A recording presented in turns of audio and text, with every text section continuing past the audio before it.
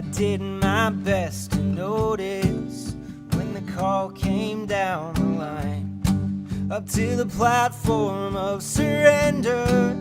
I was brought, but I was kind. Sometimes I get nervous when I see an open door. Close your eyes, clear your heart. You gotta cut the cord. Are we human? Or are we dancer? The sign is vital. My hands are cold.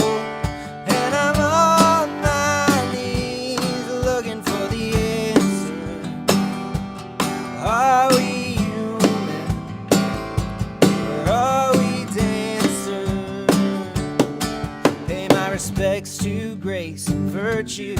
Send my condolences to good. Give my regards to soul and romance. They always did the best they could. So long to devotion. You taught me everything I know. Wave goodbye, wish me well. Gotta let me go. Are we human? Or are we dancer? The sign is vital. My hands are cold. And I'm on my knees looking for the answer. Are we human? Or are we dancer? Will your system be alright? Dream of home tonight. There's no message we're receiving. Let me know if your heart's still beating. Are we human? Or are we dancer?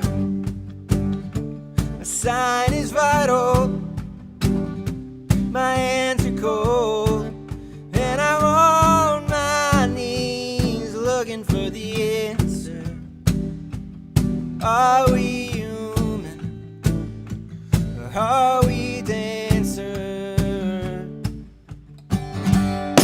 Are we human? Or are we dancer? A sign is vital. My hands are cold. And I'm on my knees looking for the answer. Are we Are we dancers?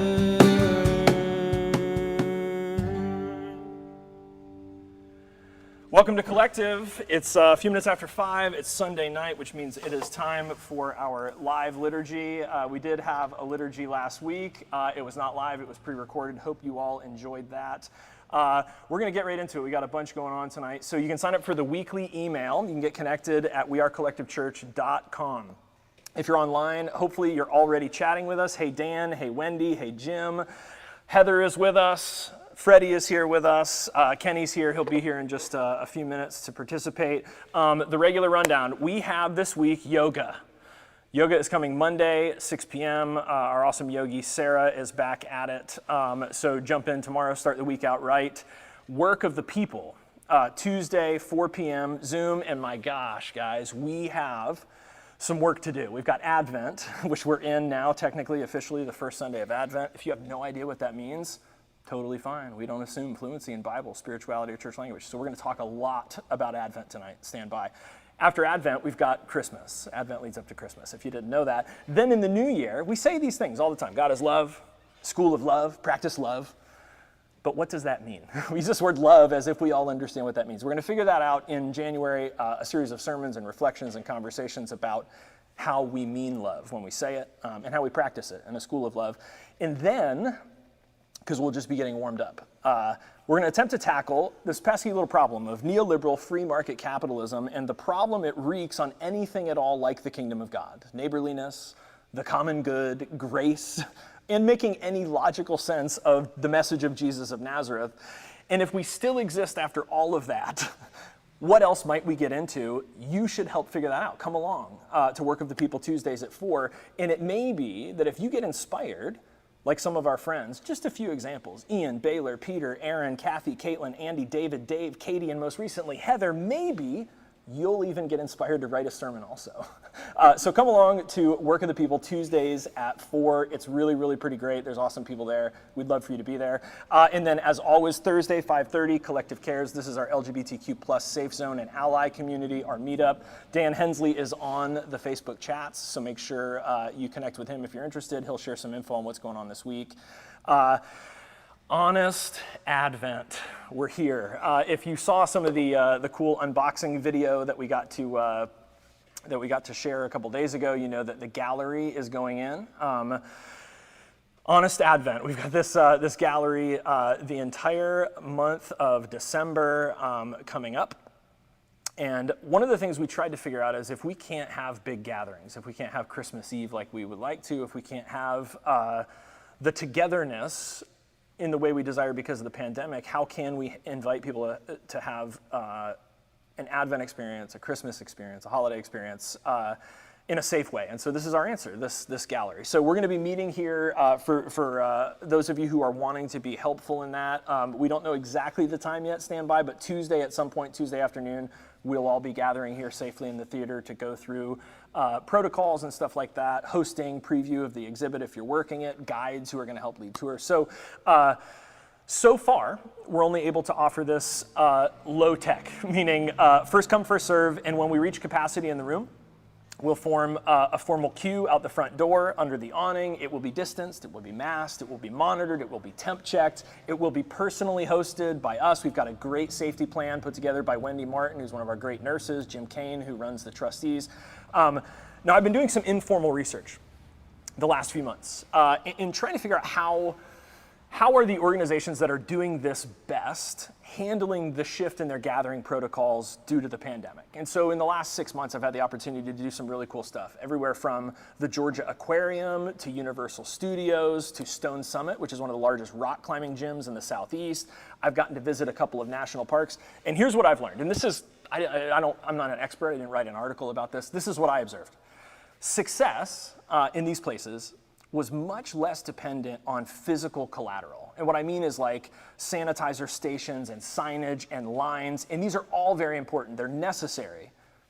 But the presence, what I learned is the presence of calm, authoritative, knowledgeable, and friendly guides who are there just to help direct, to help answer questions, to help remind guests what the safest way is for them to have this experience. That seems to be the key. This is where we need your help. I mean, guys, this is who Collective is. Have we not been waiting for this? Not even like in the pandemic, but for the entire year and a half or two before that.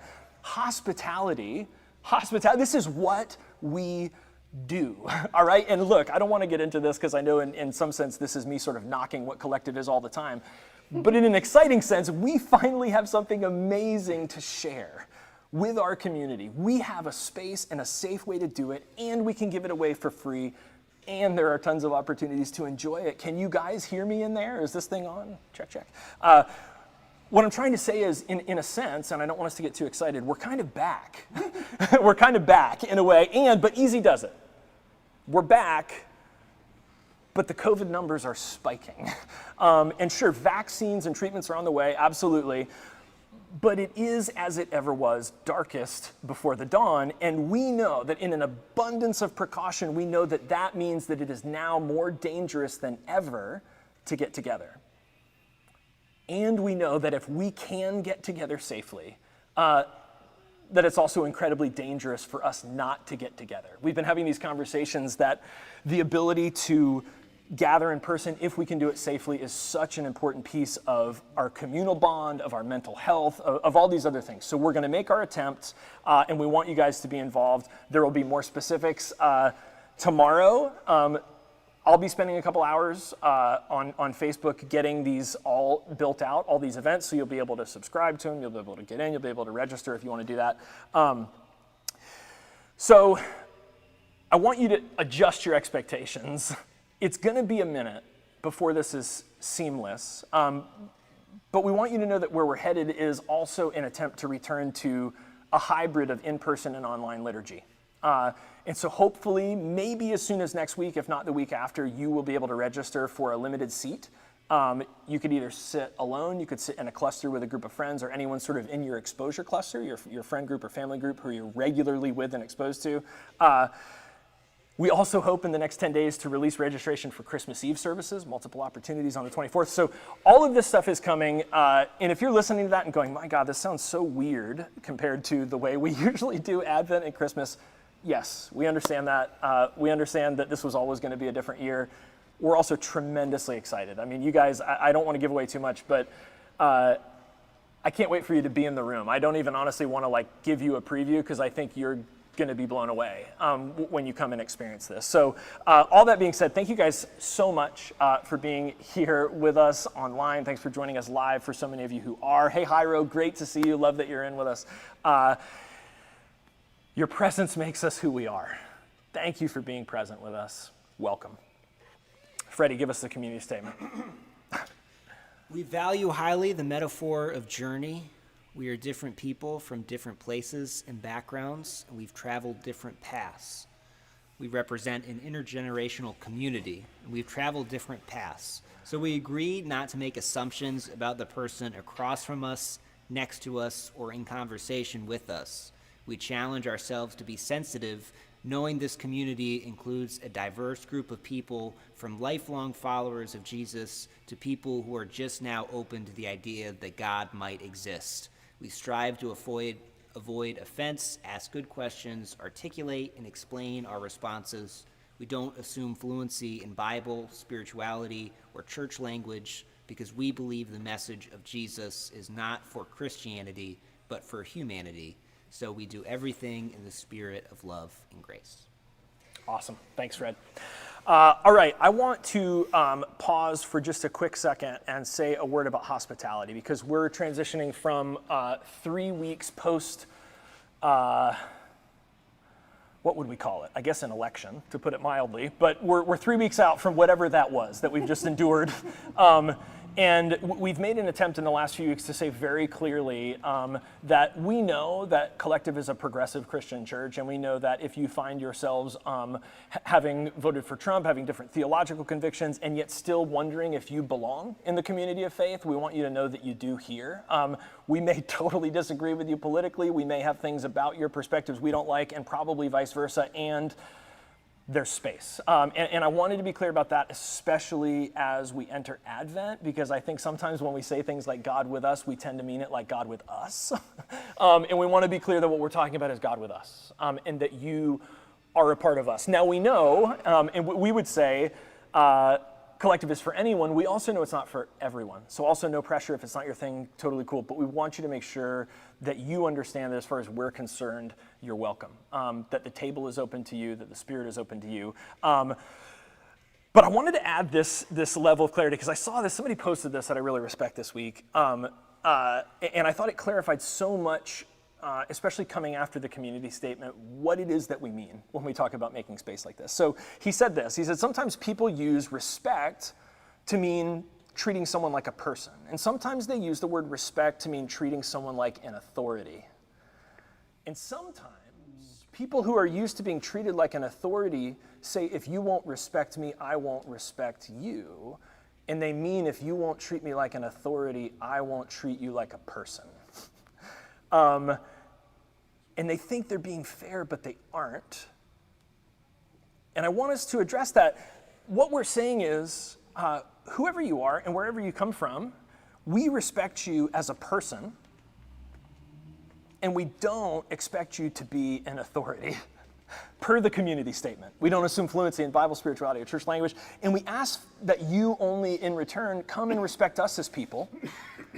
And we also don't need to or claim any authority. This is that kind of practical life in purple that we're going for. Humility. We're not authorities, we're people. Heather has done it again. This sort of, she said I wrote something. It turned out to be another staggeringly beautiful sermon. And I want to say that just like the images on the walls that you're going to see when you come into the gallery this week, a good sermon is art. And Heather has this really neat expression of humility and vulnerability, and for me, the hope that I find in not being the expert and not being the authority, and yet still choosing to move forward in faith. So Heather, would you lead us gently into this Advent season? Sure, thank you, Ben. Absolutely. So, Advent. So for thousands of years, there was the humor model of medicine. So the body contained 4 humors: blood, phlegm, yellow bile, and black bile. And in a healthy person, these 4 humors were in balance. When an imbalance occurred, the person became sick.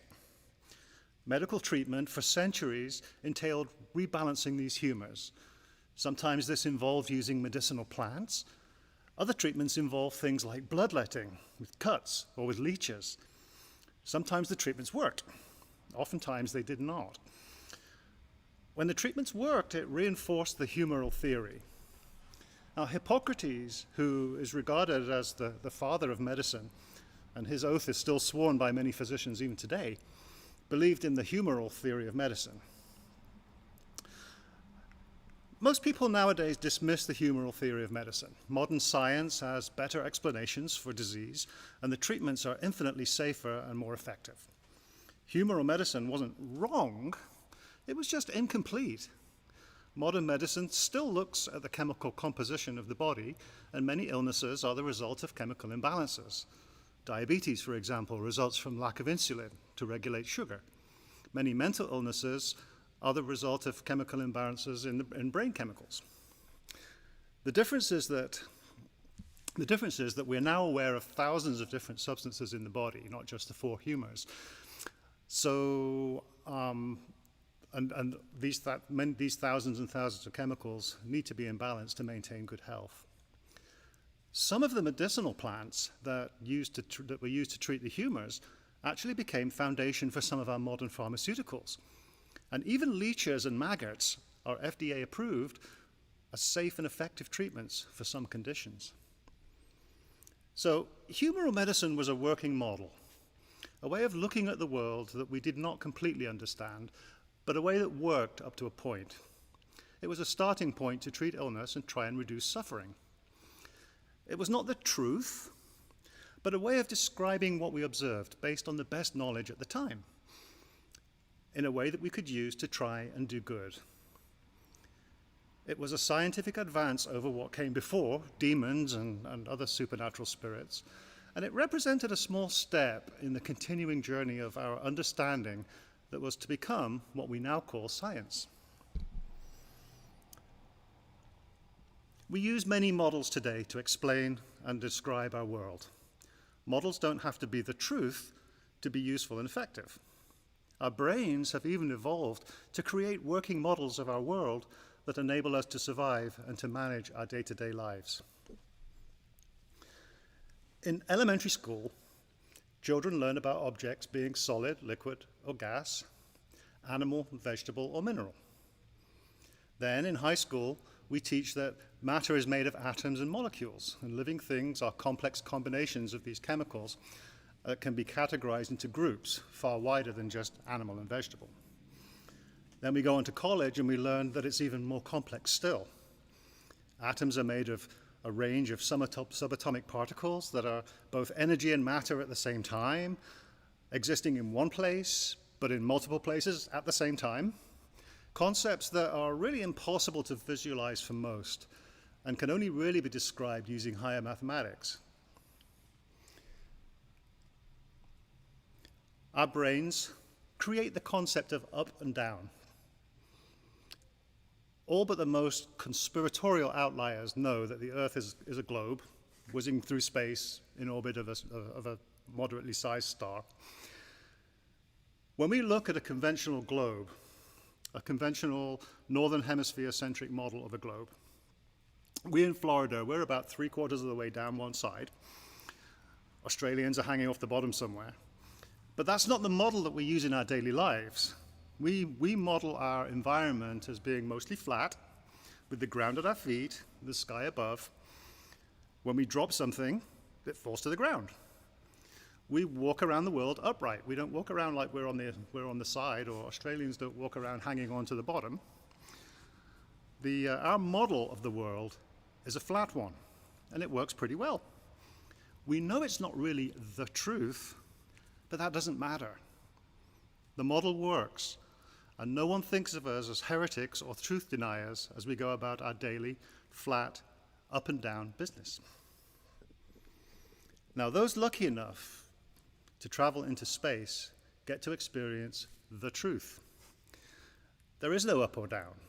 It's merely a construct our brains make to function in a gravity environment. In space, the right way up is just whichever way you happen to be oriented at the time. When an astronaut returns to Earth, there's a short adjustment period, then their perception of up and down returns to normal. But no astronaut then goes around preaching that we're all fools, that up and down are false, and we need to embrace the truth and shed our old ideas. Because up and down works. In our daily lives, the truths of higher physics or the reality of our place in space are of little import. A rock is hard, and it hurts if we throw it at someone. If we drop it on our foot, it falls down, and it hurts. The fact that it's mostly empty space between very, very small molecules is irrelevant. We pour drinks into a glass because if we don't, they end up all over the floor. We take no notice of the gas surrounding us. This room is full of gas. It's not an empty room, but we don't think of it like that. It's just open air and open space for us to enjoy. Plants are pretty to look at, and they smell good, or they provide a delicious meal. The models of the world around us that we use in day-to-day, day in and day out, are much closer to those models that we learned as children in elementary school than those modeled by our sharpest mind. And this is okay. This works for us. Now, the truth is important, and as we increase our knowledge, we make the world a better place for all of us. Our scientists create medical miracles. Our engineers make our lives safer and easier. But for most of us, most of the time, a rock is a rock, and a glass of water is a glass of water.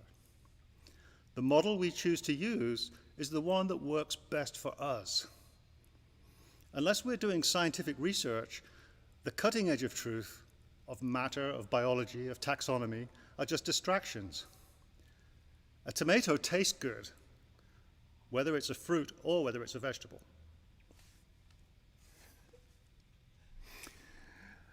As we enter into the season of Advent, we're going to see many models of our faith. The baby in the manger, donkeys and wise men. We'll reflect on the concept of Christ as divine, becoming, at the same time, fully human.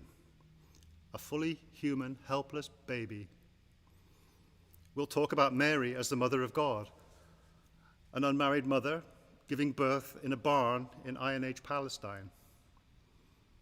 We will go further and reflect on Christ's message of selflessness and giving as we gather gifts for our family and friends. We will think about the power of God and the power of government as we read about Herod's grisly plan and the escape to Egypt. We will hear stories of angels proclaiming the good news to the shepherds. We will sing carols and decorate our nativity scenes. We will decorate trees and fill our homes with the scents of pine, ancient pine forests and log fires. The season is filled with stories. Stories of Christ's advent and birth. Stories of warmth and renewal, of beginnings and rememberings. Some of them may be true. Others may not. At Collective, we strive to ask good questions. Sometimes the answers are difficult and force us to think critically about our faith. Matthew's Gospel is the one that contains what most of us regard as the Christmas story. Matthew's Gospel was written a generation after the crucifixion, and according to biblical scholars, probably not even by Matthew. It was common in biblical times for writers to ascribe their work to revered authority figures to increase their credibility. So it's highly unlikely that the writer was around at Jesus' birth, and doubtful that he even knew Jesus. It's possible that he wrote the story to illustrate the divinity of Christ. Some biblical scholars believe that he was a scholar of Jewish law who knew how to make the story fit with the Old Testament prophecies. Of course, it's also possible, as some believe, that the Holy Spirit guided the biblical authors and that the narrative is a true and historical record. But for now, this must be a matter of faith, because we don't yet have the ability to determine this either way. Just as we don't disregard up and down just because we've learned more information about it, we should not be afraid to embrace the ongoing scrutiny of Scripture. More knowledge does not diminish the meaning and power of the message. Let me say that again. More knowledge does not diminish the meaning and power of the message. Rather, it gives us a deeper understanding of the context of the time that it was written. Just as the physician takes the best bits of ancient medicine and uses them to make life better for all, so we can embrace the message of Jesus to make our world a better place. So, this Advent, read the story. Embrace the wonder of the virgin birth. Rejoice at the miracle of God, fully divine, lying helpless in a manger, fully human. Wonder at the joy brought by the angels to the shepherds. Imagine the pilgrimage of the Magi, guided by the star. Look up into the night sky and ask where that star is guiding you. Open your hearts to the wonderful message of Jesus to come, a message not just for Christianity, but for humanity. And reflect on what you can do to be that message. Put up your tree, decorate your nativity scene, give and receive gifts. Proclaim the good news. Emmanuel, God with us. God with all of us. Whatever your working model of God might be. And eat the tomato. It's a delicious fruit and it's good for you. Grace and peace. Heather, thank you so much. Thank you so much. Guys, what a gift. With that, we're going to give us some time to sit. As we do, we're going to sit silently. We've got a great drone meditation over the river if you want to use that as sort of a helpful tool for you to conceive of that perspective, that inner perspective, to call us to our own attention. I love that the piece of art that's above our heads is the cosmic baby calling us to our own attention. So as we sit silently for a few minutes, please let these words that Heather shared, this invitation into this season, let them wash over you. Use this time to reconnect with your breath, to find your center, and we'll sit silently together for about 3 minutes.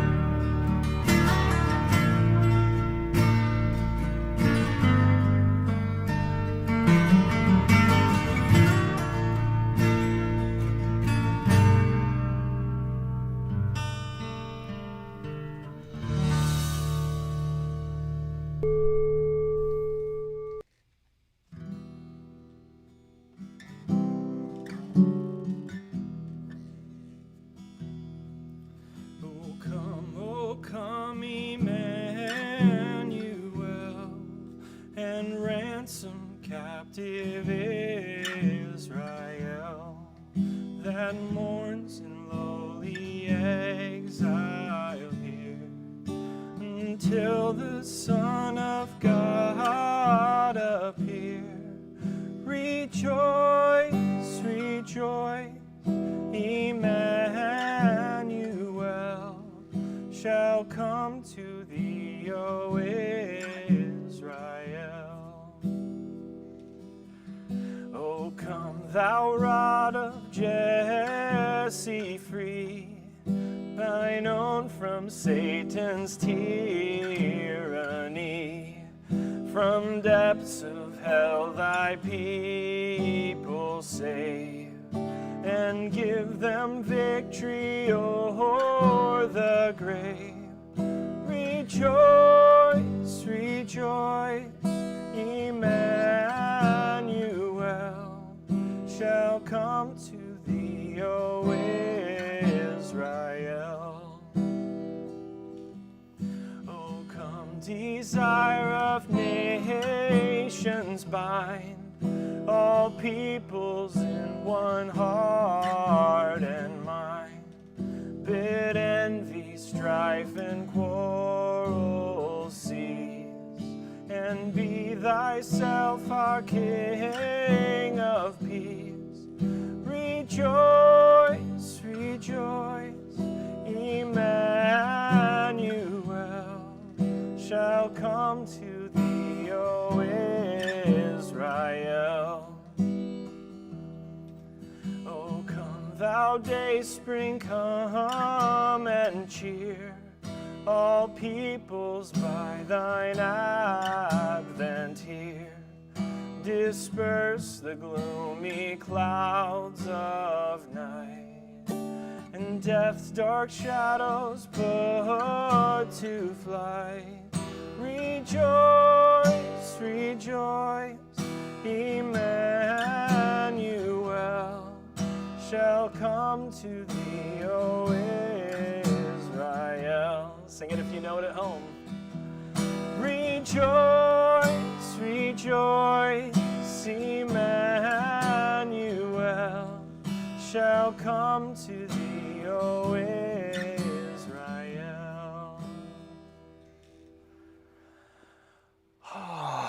All right, friends, it is Advent. The season leading up to Christmas. You've heard this great intro from Heather. Thanks again to Heather, who's just off camera now. Advent's the moment before the moment. Welcome, Kenny. I should have said that too. We got this magic trick. So Heather's gone and Kenny's back when you got here. The moment before the moment, the long breath before the plunge, that long second before the ass gets slapped and the baby cries for the first time. That's Advent. If you didn't know, I want to make an unapologetic connection tonight to our relationship with the United Methodist Church, specifically so that I can talk up and celebrate our bishop, Bishop Ken Carter. We're talking tonight about vulnerability. We're talking about honest Advent, which is finding God with us through vulnerability. And so we're going to open tonight with vulnerability. And Bishop Carter wrote this week. And if you've got issues with organized religion, get in line. Me too, right? And so by saying this, I'm not saying that the Methodist Church is perfect or that everything they've done is great. What I'm saying is that what I'm after in this life and in this faith is becoming the kind of person that this man is, and I appreciate what he shared. So I was just moved by how strongly I felt about his leadership. You know, both in these last few years of our conference choosing to address head-on human sexuality and us landing on the right side of history there, and especially his leadership in the pandemic. And as you'd imagine, if you've been on Facebook at all in the last 10 months, you can imagine that he has drawn some harsh criticism. I mean, who hasn't, right? We're now a world of 8 or 9 billion critics, and everyone's got a broadcast desk in their pocket. So we've all got our criticisms. But he wrote this a couple days ago, I guess he wrote it yesterday, as an example of, I think it's a great example of vulnerability. It's the kind of thing I hope to emulate. And And it makes me feel vulnerable, actually, as it opens, which is part of why it was so moving to me. And so I want to offer these words, his words, and we'll conclude with the lighting of our Advent candle. We'll talk a little bit about our care package. But he says this. He opens like this. 38th Saturday morning of the pandemic. 13.2 million persons in the U.S. have tested positive for COVID. 265,000 persons in the U.S. have died from COVID. 979,020 persons in Florida have contracted COVID. 18,363 persons in Florida have died from COVID. This is the bishop of the state of Florida for the Methodist Church. Biden received 80.1 million votes in the presidency. Trump received 73.9 million votes for the presidency. This is Thanksgiving weekend and the first Sunday of Advent. Pam, his wife, he says, made a roast with potatoes and carrots, squash casserole, macaroni and cheese, and a pound cake. I appreciate so much that he included that because we're talking about incarnation and there is no God without squash casserole, macaroni, and pound cake. So it was delicious. He says, like many families, we connected through FaceTime. I'm not judging or shaming those who got together in larger groups. We're trying to take the long view. And since we have some health liabilities, we're cautious. In this respect, we're blessed that we have work that allows us to do this. And then he downshifts. He says, I want to be a bit more reflective this morning. I've received some feedback that could be generally summarized as, number one, why can't you be a little lighter in your posts? And number two, has the church gotten political? Heather was worried that her Advent intro might offend some people. Have I listened? This is what I love. He says this. So he's got these two criticisms. Why can't he be a little lighter in our posts, right, during a global pandemic and election? And number two, hasn't the church gotten political? This is what makes me so I guess in awe of and connected strongly to this person.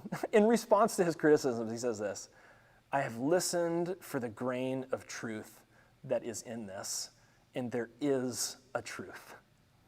And I will try to lean towards it. Talk about humility, talking about being able to see yourself in the criticisms of others. So he goes on, this has been my experience of the pandemic. First, it was avoidable. Second, we really have not had a plan, and we don't have one now at the national or state level. I've known people up close who have died. I can't help but think that they should be alive and here for another 10 or 15 years. The malpractice related to the pandemic has led to small businesses experiencing a much larger span of loss of income. I know of these small businesses owners up close as well. And I know some doctors and nurses who take this very seriously. They tell me they don't want to be heroes. They just want to wear a mask, and they would like to receive the testing that college and pro athletes are getting. And then there is church. Most pastors, he says, I know are in this for the long haul, and they're serving and leading and holding it together, something they thought they'd have to be doing maybe 1 or 2 months rather than 10. For me, this has been heavy, he says. Don't project your own political convictions onto this. Write them on your Facebook page, and I'll read them there and learn from you. My perspective is not the only one. Do you hear the humility in this leadership? He says, and then beyond this, there's racism. The public murders, the voter discrimination, questioning votes in Philadelphia and Detroit. He says, learn about the stories of black persons living in these cities, and it traces to Florida, to Georgia, to Alabama, to Mississippi, the Great Migrations. We have systemically found ways to make it more difficult to vote, more difficult to count the vote, more difficult to certify the vote, and it was really not even close. And it was led in a nonpartisan and transparent way. Conspiracy theories aside, it was not really close. Why is this important to me? For me, it's not about a party winning. What is really important to me, for my friends and family, is that people are treated with equality and fairness. And health is interwoven into all of this. Most of my family and friends I've known have pre-existing conditions. I really do believe that healthcare is a human right. This doesn't make me a socialist. It means I think your healthcare is sacred and should not be a free market commodity. Some things should be free market commodities. Miles Davis, King of Blue, or Netflix, or tickets to the Duke basketball game, or a pound of really good coffee. Your diabetes should not be a pre-existing condition that prevents you from being seen by a doctor. To make a turn here, he says, I thank God that our political and healthcare systems have survived the stress tests of the last year. People were motivated to vote. Many risked their lives to vote. Average people, nurses, respiratory therapists, doctors, they risked their lives to fulfill their callings, to heal the sick. And the scientists have discovered a path to a vaccine in record time. So there is a heaviness to all of this. I'm not judging or shaming anyone who sees it differently. I do look for the light in all of this, and that is my faith. He goes on to say, this is the spiritual practice I'm inviting you into. Whoever you are, wherever you are, you can do this. And he goes into his own background. He says, I didn't grow up in a tradition that observed Advent, and probably a lot of you who connected with Collective haven't, the 4 Sundays before Christmas.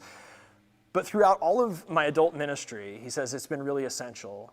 Many will not be able to be in their churches physically this month, watching a family or 3 single adults walking into the front of a sanctuary to light candles. Research says says that where churches have reinstituted public worship, about 30% of people who have returned. Online worship in many settings has reached more people, more diverse people, younger people, and people searching for a spiritual home. He points out that this is innovation and that that's a part of the spiritual practice. And at that point, he invites us to light candles.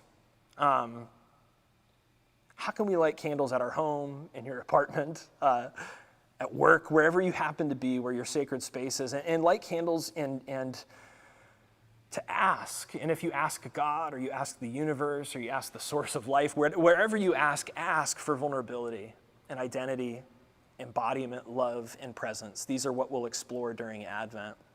And if you'd like to, you can share those on Facebook, your candle lighting with a hashtag Collective Honest Advent. He invites us to say these words, Bishop Carter, when you light your candle, that God is always more ready to give us these gifts than we are to receive them. Which is, I'll admit, it's hard to say in 2020.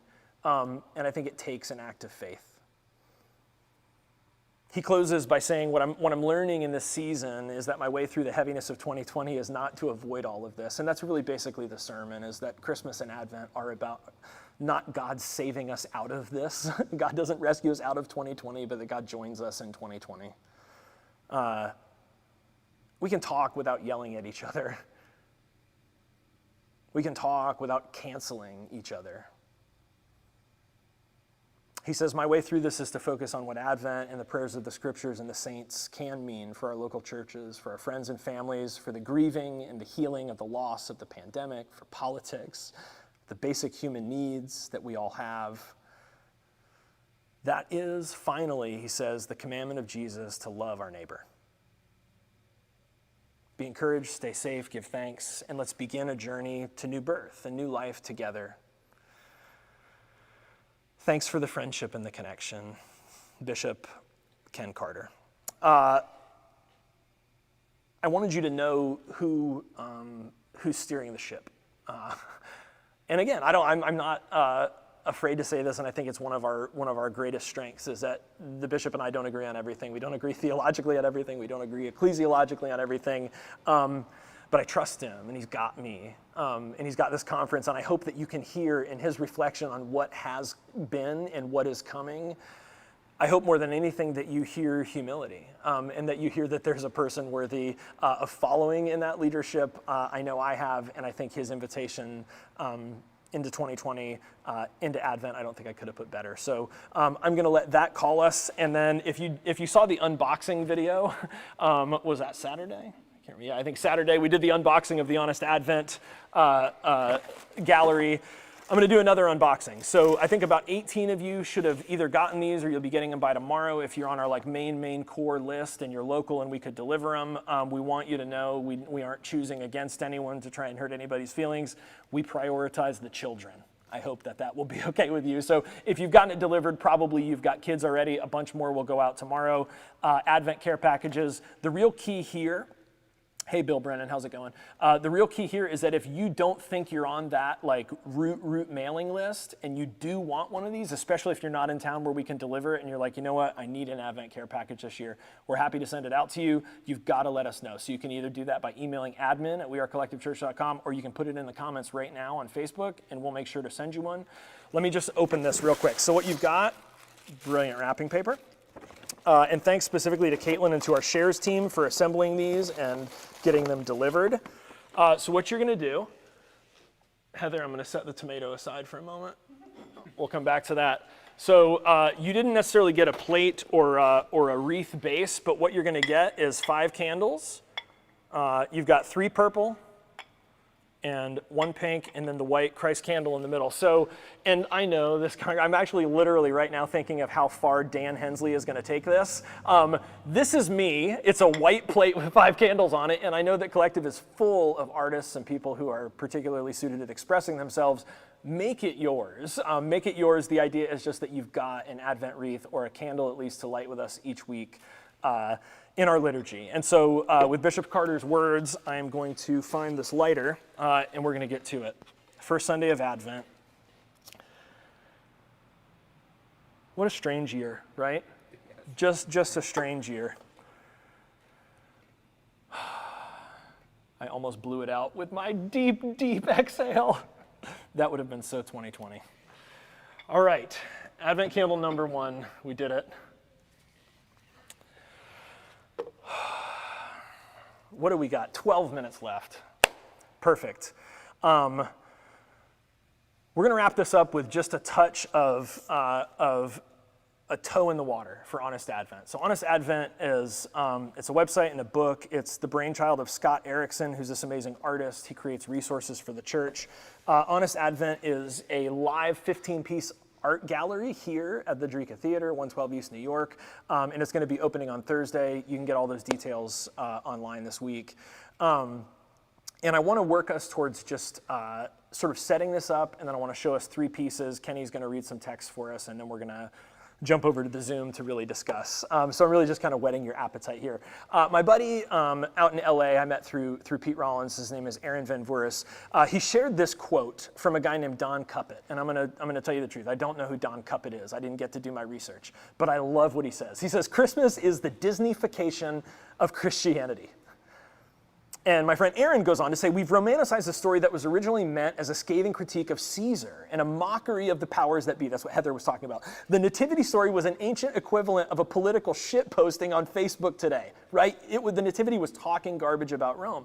And then one of Aaron's friends, inspired by his post, adds to it, "They started celebrating Christmas during the reign of Constantine, the first Roman emperor to make Christianity mandatory."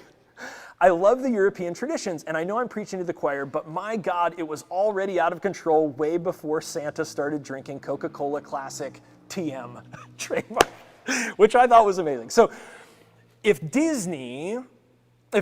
Christmas is the Disneyfication of Christianity, I think Honest Advent has to be the 2020fication of Advent.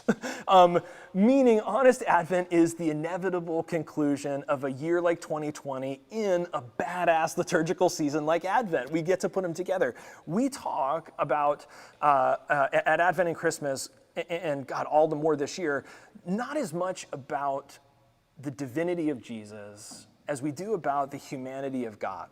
And Scott, the author, he says it like this. Exploring the vulnerability of incarnation is really what we're attempting to do. The main idea here is the place where we connect with the message of Jesus, the story of Jesus, the identity of Jesus, the person of Jesus, is through our vulnerability. We can see all throughout the Gospels people connecting with Jesus through their vulnerability, not their strengths. The teacher Nicodemus says, "I don't get it." The powerful Roman centurion doesn't have the power to heal his servant. The sick woman doesn't have the power to heal her own body. Zacchaeus the traitor doesn't know how to get back into his own family. Our starting point is our weakness. The starting point of Advent and of the Christian faith is failure, vulnerability, the places where we aren't enough.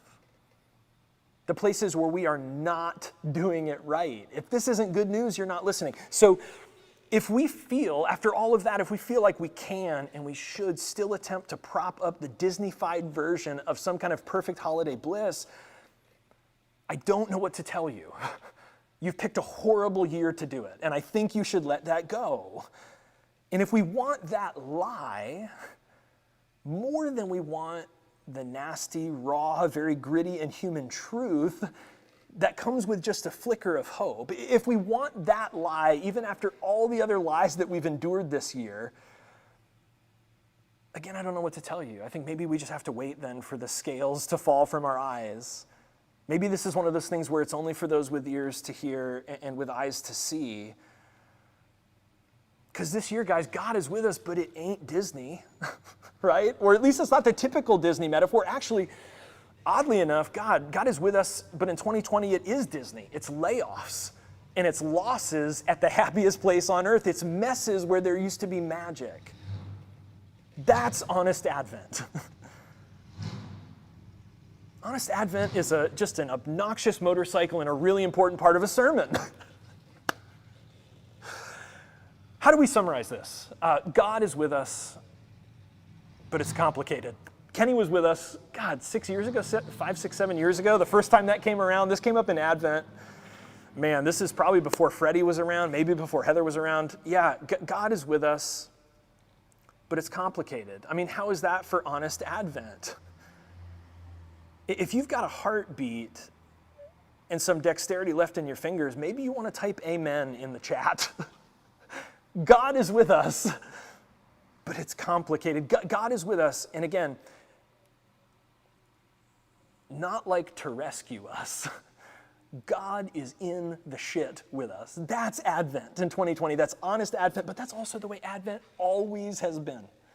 God is with us, but it's complicated. Is it a fruit? Is it a vegetable? Who cares? Is it good? Is the experience good? How is that for Honest Advent? And tonight, we want to just touch on vulnerability. And in vulnerability, I really couldn't summarize it any better than this. Impossibility is the birthplace of possibility. That's how the story starts. Impossibility is the birthplace of possibility. That's how the story starts. There we have it. Advent. God is with us, but it's complicated. And this week, vulnerability. Impossibility is the birthplace of possibility. And I know I'm not going to try and give a sermon on vulnerability because I know that our congregation is full of Brene Brown gurus, and I couldn't do it without you guys being able to do it better. And Heather's already given a great sermon, so I don't need to do that. But I think Jim, this is just, and again, you guys do the preaching for me. Jim sent this incredible example of Honest Advent. He says, I've been thinking more than usual about Advent. The story as I remember it is that things were really messed up. 2020. Romans were taxing and oppressing the people. Jewish clergy were collaborators. Religion had become rule-bound and services were stale. No one was looking after the common man, kind of like our situation today. Because of the Jewish tradition, there was an expectation of a transformational agent who would fix all of this. Some people believed Jesus would be this agent, though he didn't seem to fit the part. He wasn't exactly a fool character, but he did a very, very good job of matching sort of the stock folklore of that transformative agent. So fast forward to today, Jim says, and are we expecting a transformative agent? Is it Joe Biden? What role do we play? What role do we play with or without this agent?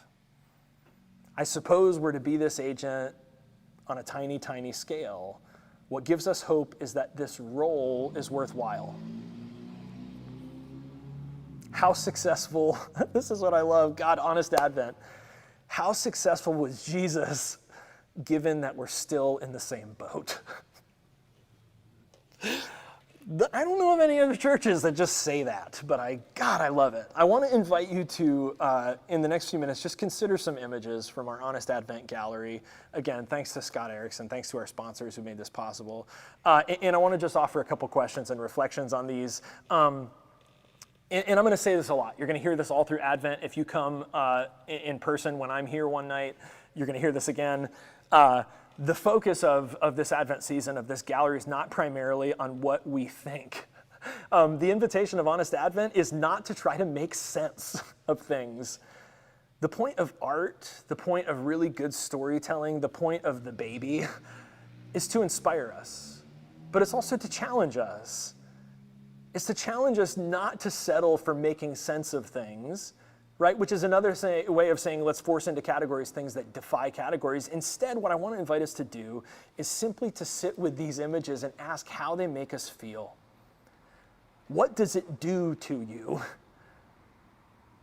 Where is God in it? And then we'll bring some discussion questions. And especially if you'll join us in just a few minutes over on the Zoom. I want to begin tonight with vulnerability. So Brandon's going to go ahead and throw vulnerability up on the screen, and I'm going to ask Kenny to read it kind of slowly, and we'll just kind of sit and feel free to take a look at this piece just for a few minutes while Kenny reads this, and then we'll move on to another. Kenny, go for it. This is Psalm 139. For you created my inmost being. You knit me together in my mother's womb. I praise you because I am fearfully and wonderfully made. Your works are wonderful. I know that full well. My frame was not hidden from you when I was made in the secret place, when I was woven together in the depths of the earth. Your eyes saw my unformed body. All the days ordained for me were written in your book before one of them came to be. How precious to me are your thoughts, God. How vast is the sum of them. Were I to count them, they would outnumber the grains of sand. When I awake, I am still with you. Thanks, Kenny. Brandon, you can leave that up actually for just a second. Scott says at the beginning of the chapter on vulnerability, he says, God came to us, floating in embryonic fluid, slowly forming and taking shape, embedded in the uterine wall of a Middle Eastern woman. It trusted to care for its fragile knitting process. He says all creating is an expression of vulnerability. I feel like Kenny and I have talked about this before. You know when you meet someone and you really want to really like them, but you can't get to know them because it's all good? Like the more you learn about them, it's all good. Like they don't have any skeletons in their closet. They won't share their secrets. You can't get behind any of their shit or their failures. You can't connect with them as people without vulnerability because they're not open to being truly known. And this is essential. Any real connection involves vulnerability. And I just want to reiterate, because I feel like this is so often where Christmas goes off the tracks. This is not a story about salvation from vulnerability, which is so often how it's portrayed. This is sacred presence through vulnerability. Vulnerability is where the action is. It is not the enemy God is saving us from. It's how God is with us. We don't get out of it. Christmas says we finally get it that God is in it. It's not us out, it's that we realize, and Jacob says it like this in Genesis 12, God's been here the whole time. And we're just now awakening to that. Salvation from the pain and suffering and enduring of pregnancy is not by getting rid of the baby, by getting free of it. It's to get through it. It's to get on with it. The only way is to have the baby. The path of formation is to endure the pain and to know beyond beliefs or words that somehow God has been present with us and to us in that vulnerability. Brandon, would you throw motherhood up? And I'm just going to let us consider it for a few minutes silently.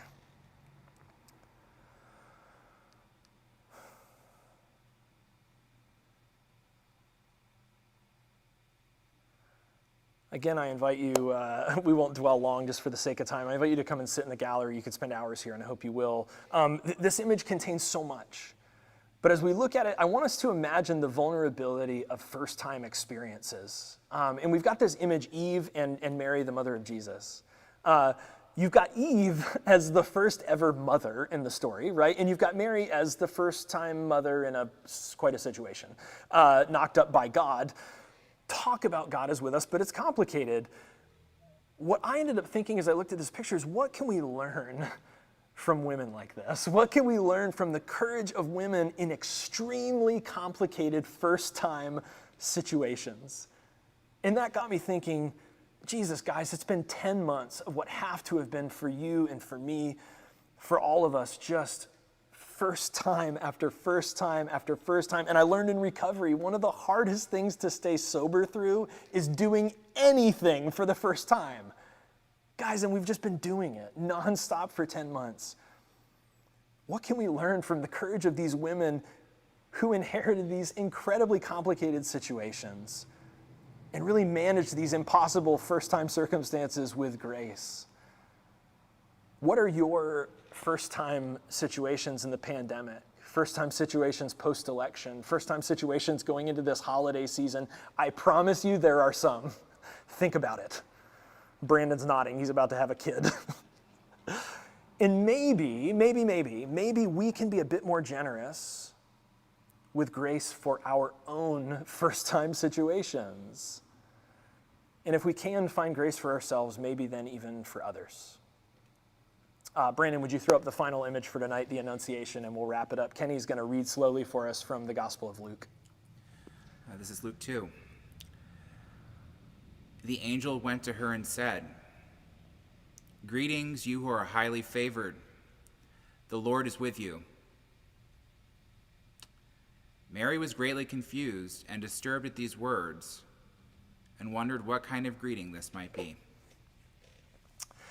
So if you're looking, and you've got to come in to check it out on the wall, full size, but if you're looking at that image for Annunciation, I just wanted to talk about two words because I think this so clearly to me, this image just, not even that it makes sense to me, but this is what I felt when I saw the image. From this text, the words confused and disturbed, right? Mary gets this Annunciation and her response is confusion. And she's disturbed, which again, 2020, feeling vulnerable, confused and disturbed. I borrowed this from somebody I follow on social media, and I didn't attempt to put it in my own words just because I feel like he's got better and fewer words, but I want to say that this is basically my perspective. That what I anticipate, and this is not, God, please, this is just, I'm thinking out loud, so don't quit the church if you don't like my perspective. I'm just thinking this is probably where we're headed and how we see things. We probably at some point in the near future, maybe middle to end of January, are looking at about a 4 to 6 week lockdown. At some point, if we want to save lives, that probably will come with a compulsory mandatory mask policy during that time, which I believe, and again, I've been listening to people, mostly Fauci, I believe to be necessary. And I think hopefully it will be a sufficient sort of counterattack to the virus's advance and surge. Coupled with an economic stimulus package that could keep Americans off the streets, it could be effective if undertaken collectively. Like Korea, Japan, New Zealand, Taiwan, they took these shutdowns in sort of a unifying effort. They did it as a people. Talk about reflecting on vulnerability, guys. Talk about a really painfully honest look at ourselves this Advent season. I believe all that, and I believe this. I believe that we will not do that because that kind of self-limitation, in the words of my friend again, it is beyond the grasp of bratty, individualistic assholes. And he says this, and again, I'm not bashing you guys, I'm inviting us to this is Honest Advent, so I'm just trying to, be vulnerable. I'm trying to tell you guys how I really feel. He summarizes it like this. He says, the virus has found a key human weakness beyond immune deficiency: rugged individualism, America's Achilles heel. I don't know what else to say. Real human vulnerability has to begin with humility. It has to begin with some sense that we need each other and that we actually still have something to learn from one another in this season. I think it's got to begin with the truth that even though things are hard right now, we will be formed during this time either way. We will be formed as people. Part of Advent is inviting us to be formed for the better on purpose. It's inviting us to choose to be formed by some practices and by some community over this season. And that got me thinking, in everything that's so hard, in the things that are so confusing and so disturbing going into Advent and Christmas this year, what's the conversation that you can only have this year because you're in this situation? Because some of those conversations have opened up in ways that you never would have had the opportunity before. What is the conversation that you can have now only because you're in this situation? What parts of your life And I'm thinking about the last 2 years with Heather, and I'm thinking about the conversations we've had. What parts of your life have you been able to uncover only by finding yourself in this kind of vulnerability? What part of your true self have you come to know for the first time by being in this kind of vulnerability? Confused, disturbed, vulnerable. What unexpected place might God arrive during such a time of unease, of vulnerability? As we come to the open table tonight, I want to offer a Eucharistic invitation to you guys from our patron saint, Mary Oliver.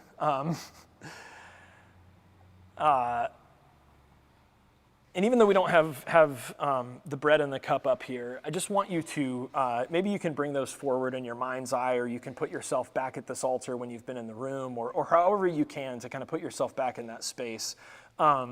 Vulnerability in the Eucharist, body given, bloodshed. In the story of the Eucharist we're given, there is no Kevlar vest, there is no angelic rescue, there is no timely vaccine. In the story of Jesus of Nazareth, his human body is separated from his human blood. And we, the church, are left to determine where God is in this, in that vulnerability. Where is there a good gift? Where's there a good gift in that human frailty? Where's there a good gift in that human failing and faltering and falling? Mary says, not the Madonna, the poet, Mary Oliver, says, there are plenty of lives and whole towns destroyed or about to be. We are not wise and not very often kind. And much can never be redeemed. Still, life has some possibility left. Perhaps this is its way of fighting back.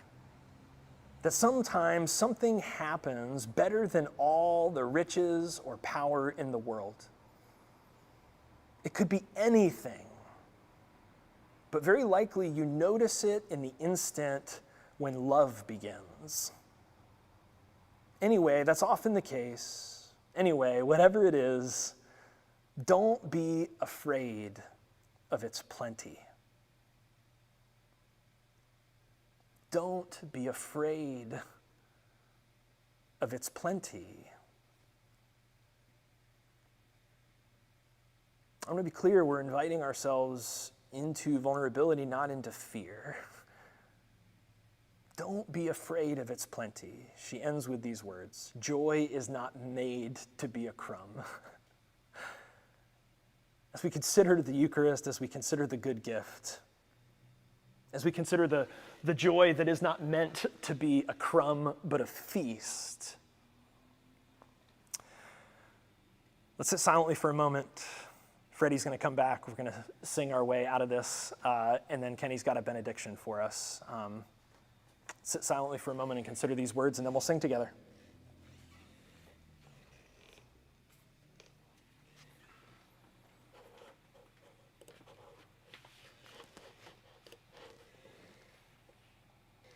Go for it.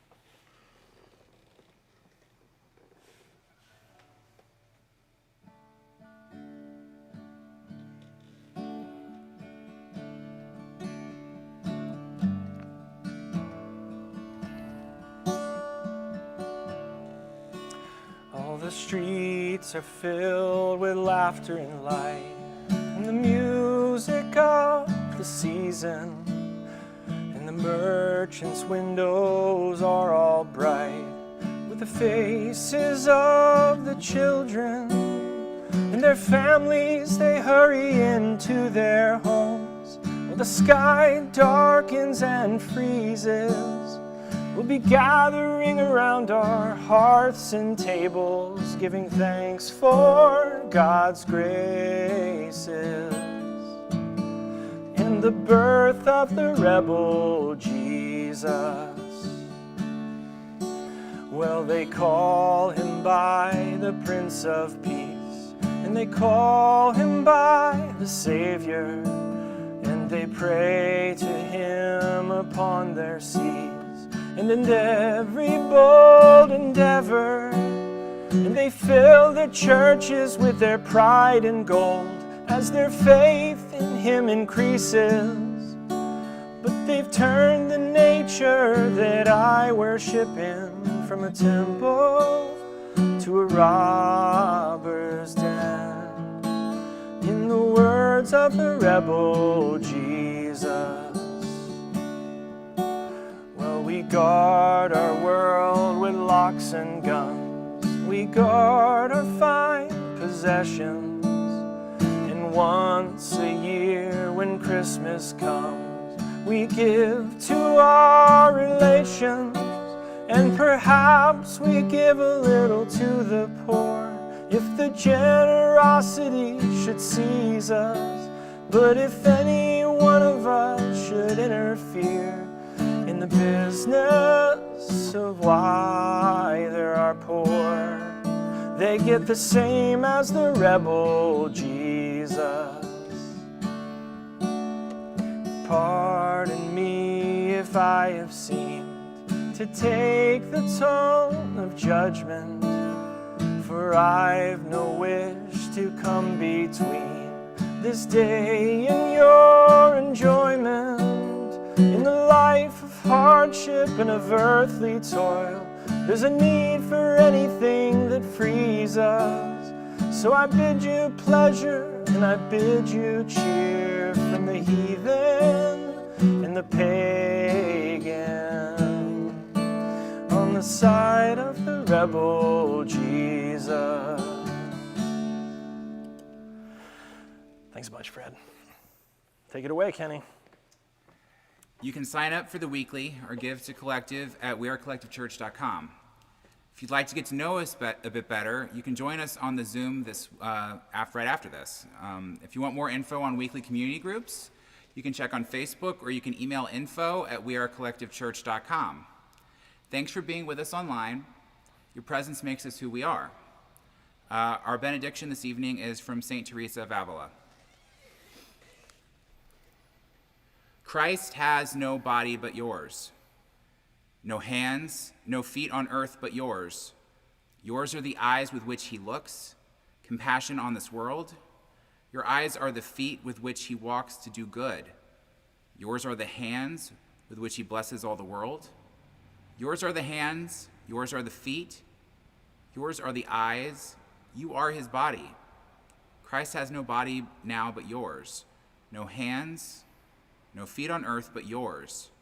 Yours are the eyes with which he looks compassion on this world.